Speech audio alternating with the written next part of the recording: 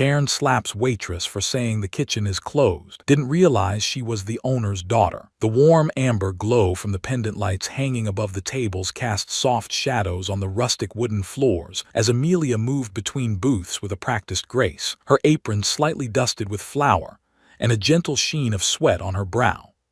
The restaurant, a quaint, family-run Italian bistro tucked at the corner of a sleepy neighborhood street, was winding down after a surprisingly busy Friday night. The air was thick with the scent of basil, garlic, and the last remnants of fresh-baked bread, the kind that reminded people of their grandmother's kitchen. It was past closing time now, 10 minutes past to be exact, and Amelia had just finished wiping down the final table.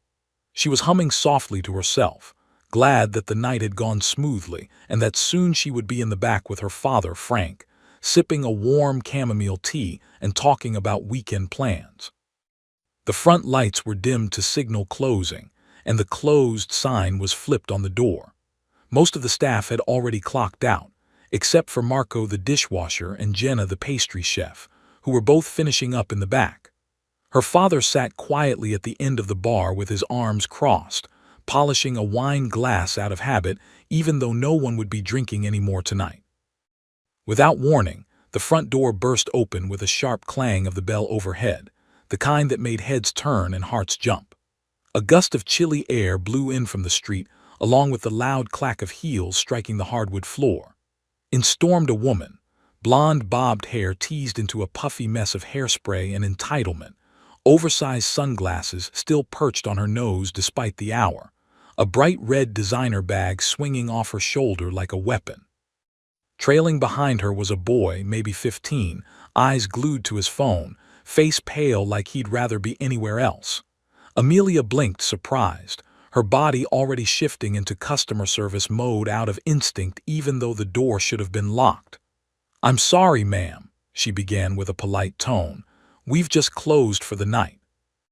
Karen didn't even pause to acknowledge the statement. She snapped her fingers twice in the air, loud and sharp, and marched past the hostess stand toward a corner booth, yanking the menus out of the holder as she went. "We'll sit here," she barked. "2 menus, and I'll need an iced tea unsweetened with lemon. He'll have root beer. And tell the kitchen I want the salmon special, extra capers, sauce on the side. Also, do not overcook it like the last place we tried. I swear no one knows how to cook fish anymore." She didn't look up from her seat as she barked orders, removing her sunglasses and placing them on the table as if she were royalty issuing commands to her servants. Amelia walked over slowly, hands clasped behind her back, trying to keep her expression neutral and professional. "I'm really sorry, but the kitchen closed about 10 minutes ago. We're not serving any more tonight," she said gently. "We can get you some water and maybe pack a dessert from earlier, but—" Karen's head snapped up, her eyes narrowing like a hawk spotting prey. "Excuse me," she hissed, voice rising immediately. "Do you have any idea who I am?" She reached into her bag and pulled out her phone, waving it in the air like it were a badge. "I have over 12,000 followers on Yelp and Instagram combined.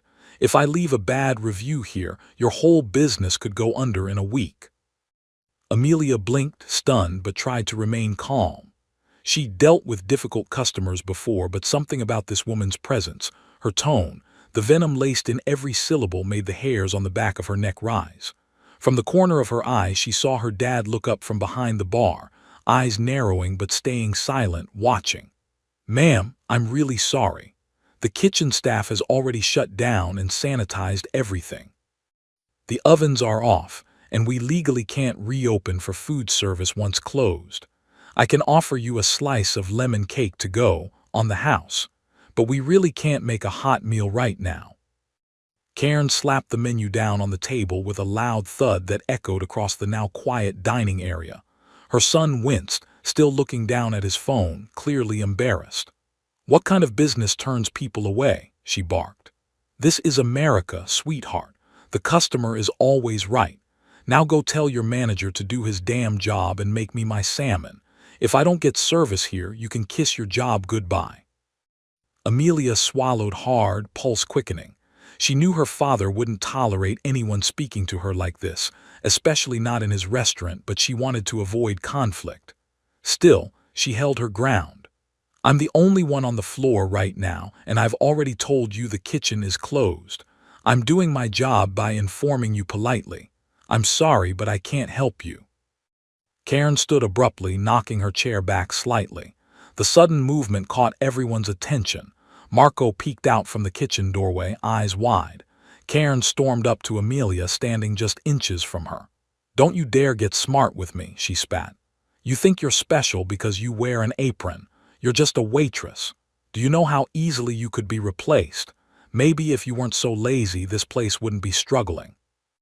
The insult stung, but Amelia didn't let it show.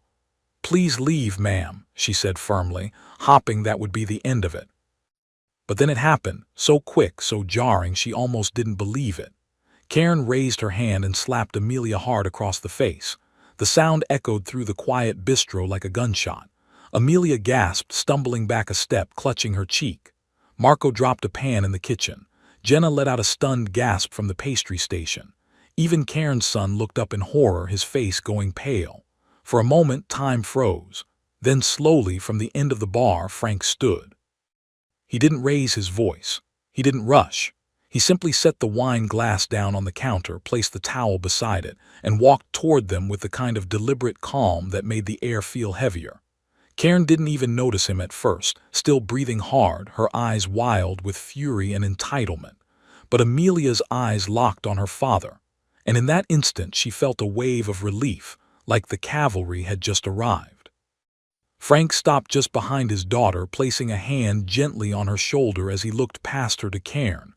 That's my daughter, he said quietly, voice low and steady. And I own this restaurant. The weight of Frank's words dropped into the room like an anchor, silencing the already stunned silence into something deeper, heavier, more suffocating. Karen's face froze mid-scowl, her breath catching in her throat as if she'd suddenly been doused in ice water.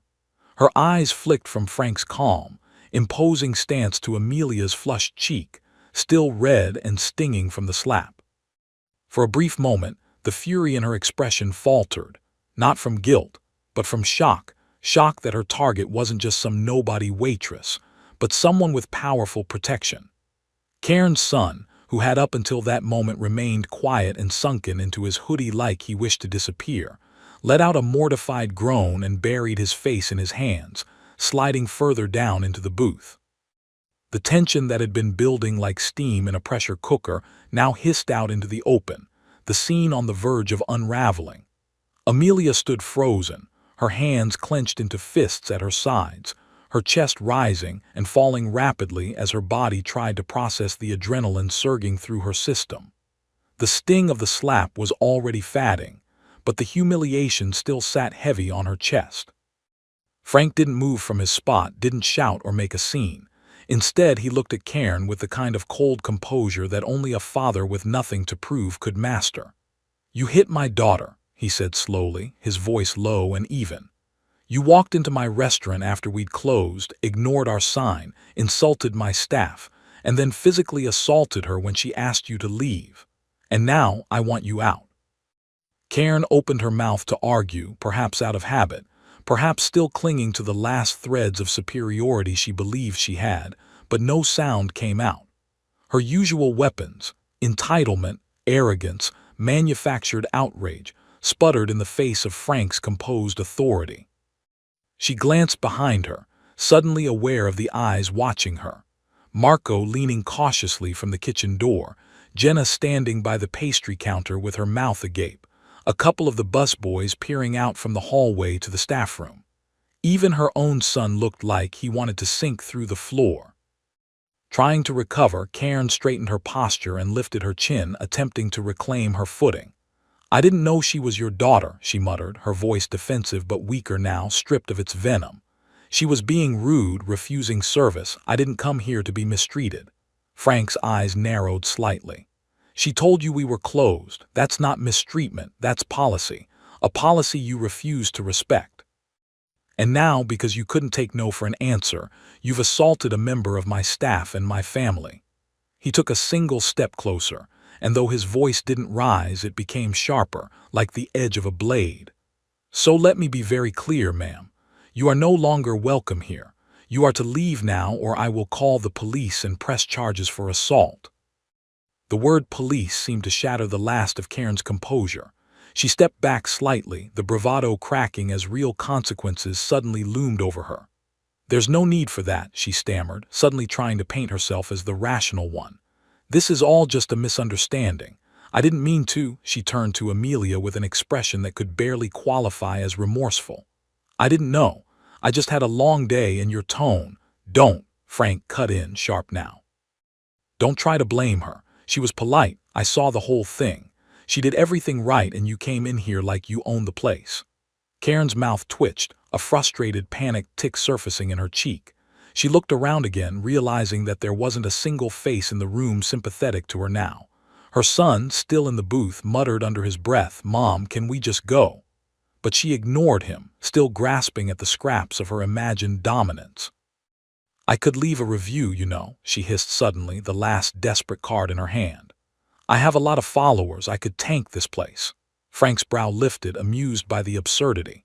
You think I'm afraid of your Yelp account? He asked, his tone bordering on bemused. People know who we are. We've been in this neighborhood for over 15 years. Half the customers here watched Amelia grow up. You think one angry woman who hit a teenager is going to ruin that? Go ahead. Leave your review. We've got security footage, witnesses, and a whole community that backs us. Karen's eyes widened slightly at the mention of footage. Her face flushed crimson as she realized she'd been filmed slapping Amelia, her entire tantrum preserved, and now a liability she couldn't erase. Fine, she spat, snatching her purse off the table with a sudden yank. This place is garbage anyway. The service is trash, the attitude is worse, and you'll be lucky if the health department doesn't come knocking. She stormed toward the exit, her heels clacking furiously against the floor, but her confidence had curdled into bitterness, her retreat messy and graceless.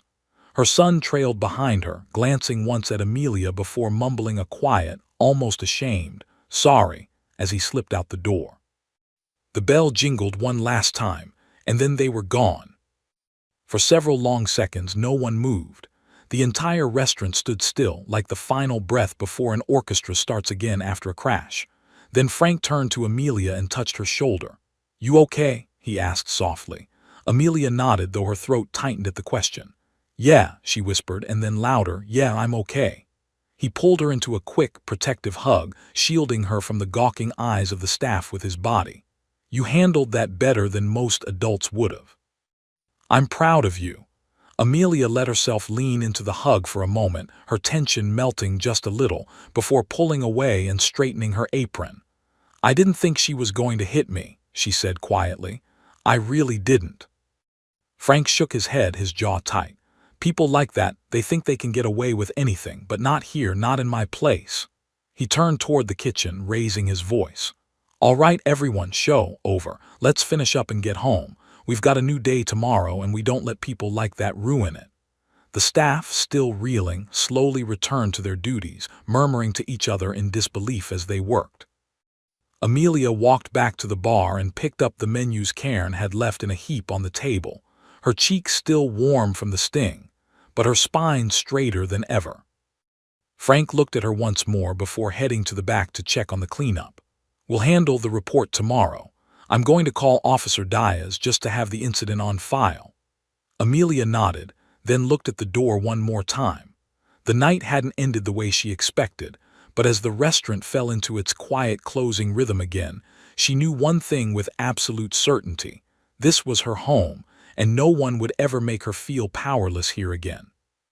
The next morning arrived with a chill in the air, and the soft pink of dawn creeping over the rooftops, bathing the quiet neighborhood in a tender glow. Amelia stood in the kitchen with her hair still damp from the shower, sipping her coffee in silence as she scrolled through her phone. Notifications were piling up, most from friends or regulars who had seen the post Jenna uploaded late last night. A still frame from the restaurant's security footage showing Karen mid-slap, Amelia recoiling and Frank striding forward with a look of thunder on his face. Jenna hadn't included names or the video itself, but the context was clear, and the caption was enough to stir up a reaction. "This happened tonight. A customer assaulted our waitress because she was told the kitchen was closed. What she didn't know, the waitress is the owner's daughter. She found out the hard way. Comments poured in beneath the post, ranging from outrage to support, many from patrons who vowed to dine at the restaurant more often. Amelia wasn't sure how to feel. She appreciated the support, of course she did, but she also didn't like the spotlight. She hadn't done anything heroic, hadn't taken down a robber or put out a fire. She had just stood there, frozen. Her cheek still throbbed faintly when she touched it, though the redness had faded to a mild pink. Frank entered the kitchen with a tired grunt, already dressed in his usual black polo and jeans. He glanced at her phone, raising an eyebrow when he saw the post. "It's everywhere," he said, rubbing the back of his neck. "Half the neighborhood talking about it. Officer Diaz stopped by this morning before heading to the precinct. Said the case is solid. He's filing the report and including the footage. Karen's getting charged with misdemeanor assault." Amelia looked up, her stomach tightening slightly. "She's really getting charged?" she asked. "She actually has to go to court," Frank nodded, pouring himself a cup of coffee. "Yeah, she might get a fine or probation, but it's on her record now. That slap wasn't just loud, kid, it was criminal." He sat down at the table across from her and took a long sip. "You okay with that?" Amelia didn't answer immediately. Her mind was still replaying the moment again and again, the sting, the disbelief, the sudden silence after it happened. "I guess," she said eventually. "I don't want to ruin her life or anything, but she really thought she could hit me and walk away like nothing happened."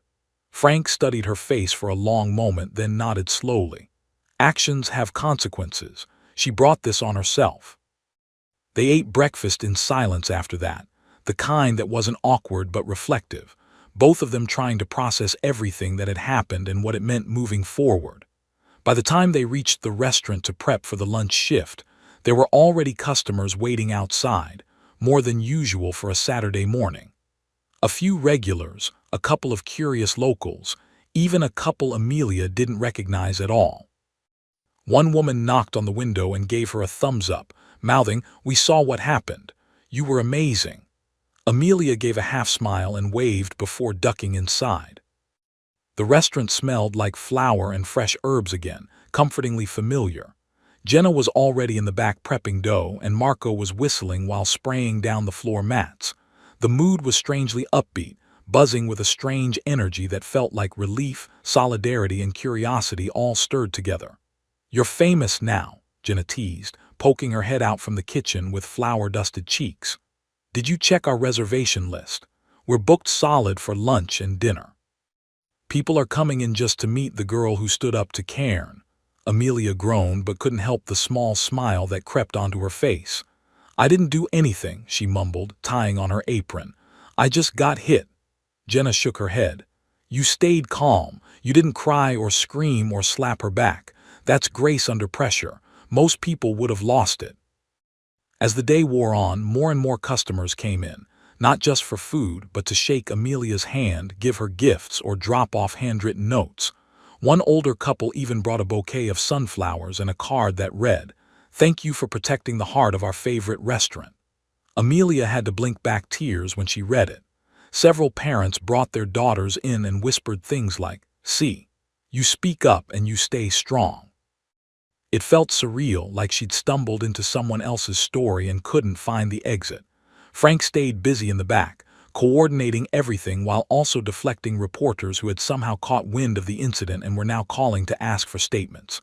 "We're not turning this into a circus," he told one particularly pushy news anchor. "We're just a restaurant. We take care of our own." Still, the calls kept coming, and Frank started letting them go to voicemail. Around mid-afternoon, just as the crowd began to thin out and Amelia finally got a moment to breathe, a familiar figure appeared near the entrance. It was Karen's son, alone this time, hands shoved deep into his hoodie pocket, eyes glued to the floor. He approached the front counter slowly, shoulders hunched and uncertain, looking like he expected to be turned away.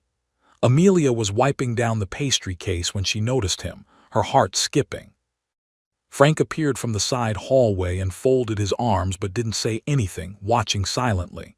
"Hey," the boy muttered. I'm really sorry about yesterday. I didn't know she was going to do that. I told her not to come in, but she wouldn't listen. She never listens." His voice cracked slightly near the end, the weight of embarrassment heavy in his expression. I wanted to say sorry, and I brought this." He held out a small, slightly squashed box wrapped in grocery store gift wrap. Amelia hesitated for a moment, then gently took it. Inside was a small package of gourmet cookies and a card that read, "I'm sorry for what my mom did. You didn't deserve it, Nate." Amelia smiled faintly and glanced up at him. "Thanks, Nate," she said softly. "That means a lot." He gave a quick nod, eyes still low. "She's not doing well. She's mad at everyone. Says she's being bullied online now. But maybe she needed this, I dunno." Frank stepped forward and clapped the boy gently on the shoulder. "You're not responsible for her behavior, son, but it takes guts to show up and apologize. That means something." Nate looked stunned for a second, then gave a small, grateful smile before backing away. "I won't take up any more of your time, just wanted to say it. Thanks for not yelling at me or anything." He left quickly after that, head down, vanishing into the afternoon sun. Amelia stood there for a moment, holding the little box, watching the door swing shut behind him. Her cheek no longer ached. The restaurant was warm, alive, and full of people who cared. Whatever Karen thought she could destroy had only brought them closer, and Amelia, standing at the heart of it all, finally realized that she hadn't just been a victim in all this. She had been a reminder that kindness had limits, that respect mattered, that even in a quiet, cozy little restaurant, people wouldn't back down when it counted. The following week unfolded in a way that none of them had quite anticipated. The story, once confined to local gossip and a single social media post, had ballooned into something far larger.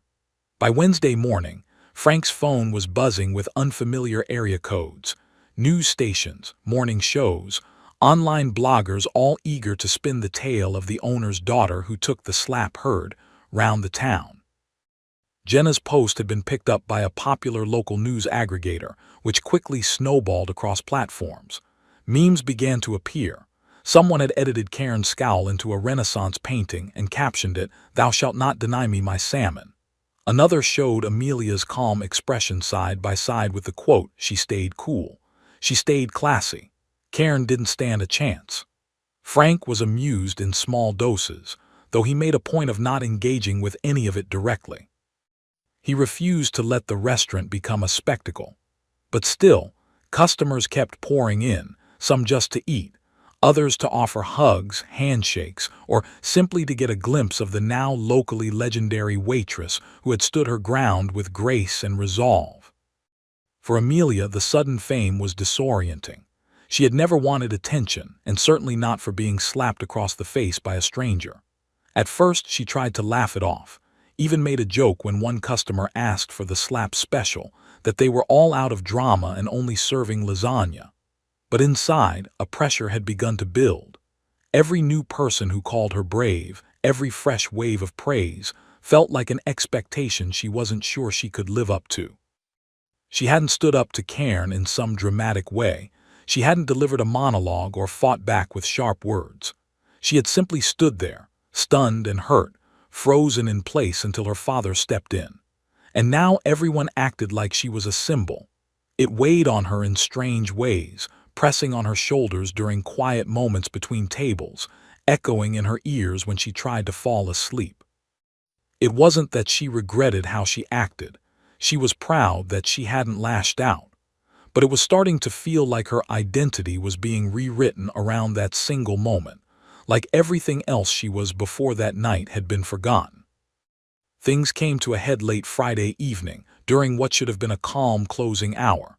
The last customers had paid their bills and left generous tips, and the staff was already cleaning up when the door opened again, and in stepped a woman holding a camera rig, a man with a microphone, and another with a tripod. "Good evening," the woman said brightly, looking around the restaurant with wide, excited eyes. "We're with Channel 9's Community Moments. We heard this is the place where the slap incident happened. Is the girl here? Amelia, right? We'd love to get a short interview, maybe show her behind the counter, maybe even recreate the moment a little, of course with actors. Just a few shots, very tasteful." Frank stepped forward immediately, planting himself between the camera crew and the counter, his expression polite but firm. "We're closed," he said, "and we don't do stunts here." The woman faltered, clearly unprepared for rejection. "Oh, we completely understand, but we've already lined up a segment for Monday morning and this would be such a great way to—" "I said we're closed," Frank repeated, the steel now undeniable in his tone. "This is a family restaurant, not a set. My daughter isn't here to play the hero in your reenactment." Amelia, who had just emerged from the kitchen carrying a crate of fresh-cut herbs, stopped in her tracks when she saw the crew. The sight of the camera pointed her way made her stomach twist. All at once the flashbacks came, the slap, the humiliation, the weight of 1,000 strangers watching it unfold after the fact. Her hand tightened on the crate. "Please," she said, voice quieter than she intended but still clear. "You need to leave." The camera woman looked toward her, clearly recognizing her now, and tried to soften her approach. "You've been such an inspiration to so many young women. Just a few minutes of footage could really help others feel empowered." "I didn't ask to be anyone's inspiration," Amelia said, her voice firmer now, sharp around the edges with suppressed frustration. "I was just doing my job. I didn't fight a dragon. I got hit by an angry customer. And I'd really appreciate it if you'd stop trying to make a show out of it." Frank moved forward again, opening the front door. "You heard her. Out." The camera crew, realizing they'd misread the situation badly, gathered their things and left without another word. As the door closed behind them, the restaurant felt eerily quiet again. Amelia set down the crate, exhaling slowly. Frank turned toward her, concern etched across his face. "You all right?" She nodded, though her jaw was clenched. "I'm just tired," she said. "Tired of being told how strong I am. Tired of being turned into someone I'm not. I didn't want any of this, Dad. I just wanted to work here, serve good food, help people feel at home. Now I feel like everyone's watching me, waiting to see what I'll do next, like I'm on some stage." Frank didn't answer right away. He just walked to the side and pulled out one of the bar stools, gesturing for her to sit. When she did, he poured her a small glass of the peach iced tea she liked and set it in front of her. "You didn't ask for this," he said finally. "And you don't owe anyone a performance. You did what you did because it was right, not because you wanted applause. But people see strength in that. They see kindness that didn't back down. It's rare. Doesn't mean you have to carry it forever." Amelia took a sip of the tea and looked out at the dim restaurant. It was hers in so many ways, not by ownership but by memory. She'd grown up here, coloring menus in the corner booth, learning to fold napkins before she could even reach the counter. This place was her story, and now a single moment had threatened to rewrite all of it, but maybe it didn't have to. Maybe she could reclaim it on her own terms. "I want things to go back to normal," she murmured. Frank smiled gently. "They will. The noise always fades, but in the meantime, just be you. That's all you need to be." That night, as they locked the doors and turned out the lights, Amelia felt lighter. She wasn't a symbol or a viral moment. She was a daughter, a waitress, a girl who loved her father and her family's restaurant, and that was enough. The world could talk. She would keep serving smiles, folding napkins, and brewing peach tea. Let others carry the noise. She had work to do. The weeks that followed drifted into a gentler rhythm, and just as Frank had promised, the noise did begin to fade. The restaurant, though still enjoying a modest uptick in customers, had settled back into its familiar hum. The clinking of cutlery, the chatter of neighbors reconnecting over wine and pasta, and the slow, even pulse of a place where the walls held stories deeper than any viral moment could capture. Amelia moved through the space with a sense of renewed calm, not because the whispers had stopped entirely. Some customers still recognized her. A few still tried to offer praise or ask questions, but because she had stopped letting those moments define her. She'd found her footing again, regrounded herself in the routine of work and purpose, and gradually reclaimed her place not as the girl who got slapped, but simply as Amelia, the owner's daughter, the kind waitress who remembered regulars, orders by heart, and always had an extra roll for the kids. Cairn, for all her bluster, had not returned. The assault charge stuck, and though she avoided jail time, she was issued a court-mandated fine, community service, and a restraining order that barred her from ever setting foot in the restaurant again. News of the verdict had been brief, tucked inside a local news snippet with no photos or sensational spin, just a factual conclusion to a story that had burned hot and fast. Amelia had read the article once, then never opened it again. It was over, and that was all she needed to know. It was a quiet Wednesday afternoon when Nate returned. She saw him through the window first, his familiar slouched posture, the same gray hoodie, though this time he carried a backpack and a slightly awkward bouquet of wildflowers that looked half-wilted but sincere. Amelia met him at the door before he even knocked, her expression already softening. "Hey," he said, offering the flowers. These are for you. I wasn't sure what kind to get." She smiled, taking them gently. "They're perfect," she said, and meant it. He shifted from foot to foot, clearly uncertain whether he should come in or just say what he needed to say from the threshold. "I just wanted to thank you again, for how you handled everything. With me, with my mom. I know she made things awful, but I've never seen anyone stand up to her like that. Not even my dad. It kind of changed something for me." Amelia tilted her head, curious but patient. Nate looked down, fumbling with the strap of his backpack before finally pulling out a small envelope.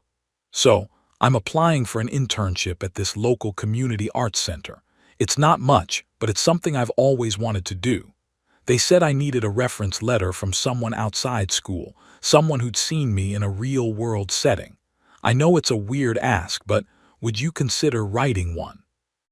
The sincerity in his voice, the quiet courage it must have taken to return here and ask her for help despite everything, made her nod without hesitation. "Of course I will," she said, already leading him inside. They sat at the bar while Frank pretended not to eavesdrop from the kitchen. Nate spoke a little about his drawings, about how he used to sketch when things got bad at home, how he'd always wanted to do something creative but never thought it was possible until recently. Amelia listened, asked questions, encouraged him without being overly sentimental. By the time he left, letter in hand and a lemon bar in his backpack on the house, she had a feeling they'd see more of him, not as Karen's son but just as Nate. That evening Frank locked up the restaurant a few minutes early. The crowd had thinned, and he could see Amelia was tired, though she hadn't complained. The two of them sat outside on the back patio, where string lights dangled above like stars caught in a net, and the scent of basil still lingered from the day's cooking. For a while they just sat in silence, sipping their tea, letting the quiet surround them. "You know," Frank said eventually, breaking the stillness, "when I first opened this place, I never thought I'd be dealing with viral videos or reporters or lawsuits. I just wanted to make good food and keep the lights on. And now here we are, famous for a slap." Amelia chuckled softly, the laugh light and real. "I don't think we're famous anymore. I think we're just us again, and I like that better." He nodded in agreement. "Me too." After a beat, he looked over at her, his expression unreadable for a moment before softening into something proud. "You know, I've always known you were strong, even when you were little, but seeing how you handled all this, not just the slap but everything after, I don't know. It reminded me that this place is in good hands when I'm ready to step back. Maybe not now, but one day." Amelia looked at him, caught off guard by the weight of the words. "You really think I'm ready for that?" she asked. "You're already doing it," he said simply. "It's not about being perfect. It's about knowing who you are and staying kind even when it's hard. You've got that. That's the heart of this place. Not the sauce, not the decor. It's always been that." The moment passed between them quietly, like the gentle clink of glasses or the sigh of the wind through the herb garden nearby. For the first time in weeks, Amelia felt completely at peace, not because the world had stopped watching, but because she no longer cared if it was. She was rooted now, firm and steady, with a sense of self that even a slap on the face couldn't shake. The patio lights twinkled as if nodding in agreement, and in the distance, a few crickets began their evening chorus. Later that night, as Amelia finished sweeping the last of the day's crumbs from under the tables, she paused at the front window. Outside, the street was empty, the sky a deep velvet blue. She reached up, flipped the open sign to closed, and caught her own reflection in the glass, tired, yes, but calm. Whole. Behind her, the restaurant stood quiet and still, not waiting for drama, not holding its breath for the next twist, but simply ready for tomorrow. and that she realized was enough.